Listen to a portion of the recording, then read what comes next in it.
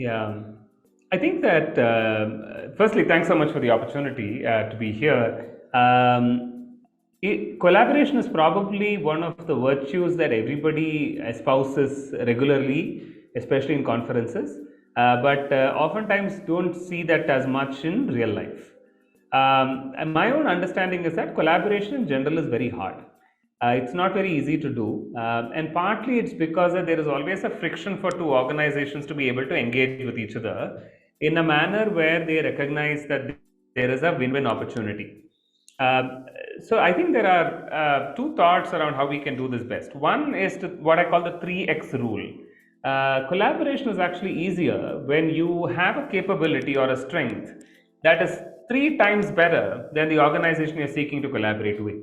You know, because since there is a friction for the organization to sort of look at the return on investment, they'll be like, there is loss in sort of transacting here, but I'm actually getting 3x better value. Makes it the case for them to be able to look at collaboration, right? So, and typically for early stage organizations, what could this collaboration strength look like? One, I think, is territory expertise, which is if you are an organization that works in a particular district, state, and you have deep relationships with the state government, district administration, community stakeholders, access to people, etc., that's a great capability to highlight to organizations that are fairly large, who often might have sector expertise but don't have territory expertise. And they're constantly saying, hey, can you come in and help? Can somebody come in and help me scale my program? And we have seen this many, many times. Like, for example, in Bharat Tech Initiative, which is a collaborative initiative I run, together with multiple stakeholders involved, about 40 donors coming together. What we saw was that we found value in organizations that understood education but really knew a set of schools, teachers, or a particular locality or a community deeply. So that could be one strength where you can show the 3x value, because it is something that's missing in the ecosystem today. Second is you have a technical expertise on something which is extremely strong. You have built strong curriculum, and you offer that curriculum to other organizations saying, hey, I know you have a program, but we have a curriculum. You build assessment tools, and you say, hey, I have these assessment tools that are replicable, codified, shareable, etc. And I think that then enables you to collaborate, because building a curriculum or building an assessment takes more time. Now, the fundamental underlying message I'm sharing with early stage NGOs is to not think about programs, but think about capabilities. Because NGOs have a typical mindset of saying, listen, my programs are going to be my fundraising vehicles, I'm going to define my program and I'm going to do this, which is important. But it's important to also step back and say, what are my capabilities where I'm three times better than the rest of the ecosystem? And that capability can be technical, assessments, tools, etc. Could be territorial, which is location, geography. Could be functional, that I'm very good at fundraising, for example, I'll raise money for you.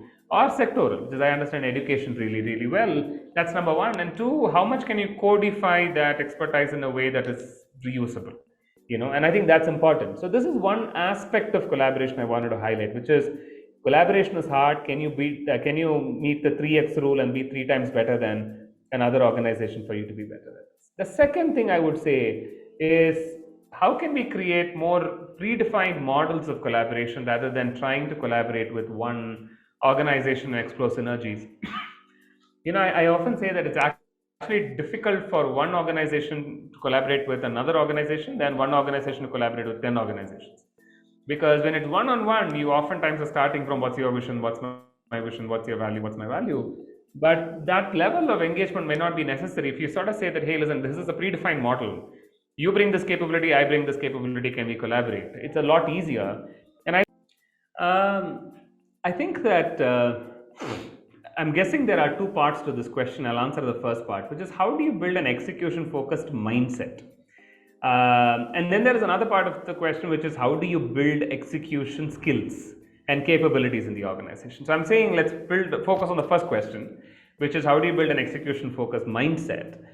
In our experience and in Sattva's own experience, I've been an entrepreneur myself. I think the big learning that we've had is that committing to very clear outcomes and making sure that you know what problems you can solve and what problems you can't solve, I think is extremely important. Yeah. The tragedy of the social impact ecosystem where all of us work in is that we are constantly faced with problems that are so much larger that it seems inhuman to say that I'm not going to work on that problem. You want to work on people with disability, you recognize they don't have livelihood. You start giving livelihood, you realize that family health system is broken. Then you look at education, then you look at violence.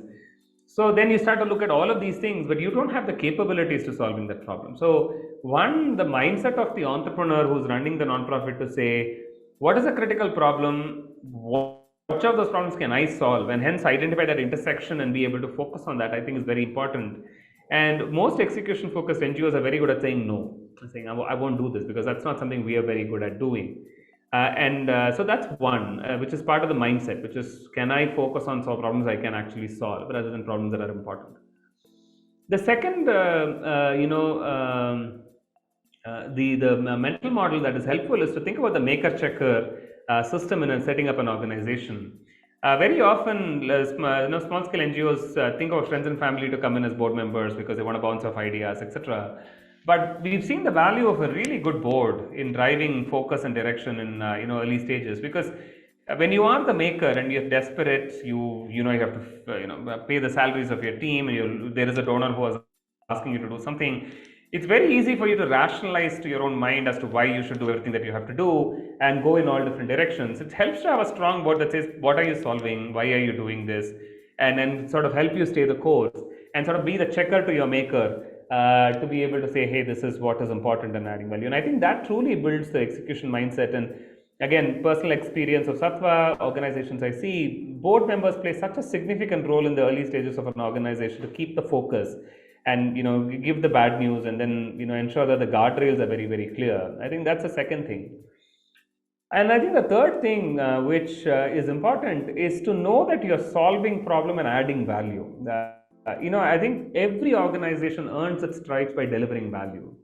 And in mainstream, it's very clear, you deliver value, your customer buys your product, and then revenues are made. So it sort of sets it up very well.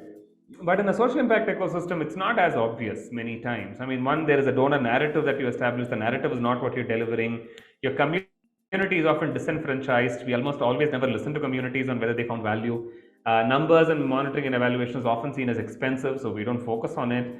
Because of this, what happens is there is an internal narrative that we are adding value. You're seeing that you sort of have a confirmation bias. You see that one person who's positively impacted, somebody who give you good feedback, and you sort of use that as a fuel to run your organization. And I think that is worrying, because by the time you realize you're not adding value, it's probably 3 years already, right? So focusing and being paranoid about delivering value, and it might not be this large scale RCT impact evaluation. Just numbers you can trust that tell you that you are in the right direction, is extremely critical.